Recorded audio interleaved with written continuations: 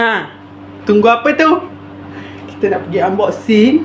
Ada barang. Aku ada beli keropok. Yang ini keropok ikan. Keropok ikan tapi dia bukan yang tak elok, bukan tak boleh makan.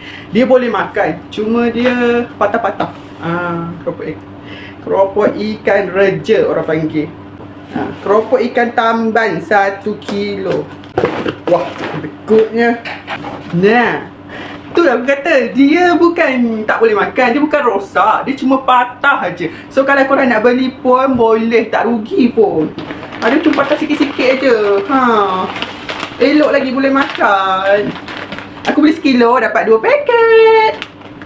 Sekilo harga lebih kurang 13 macam tu. Keropok ikan tamban. Disebabkan anak aku suka makan keropok ni, jadi aku beli keropok keping ni. Dia suka makan keropok keping, kadang-kadang makan kepek lah, keropok lekor lah.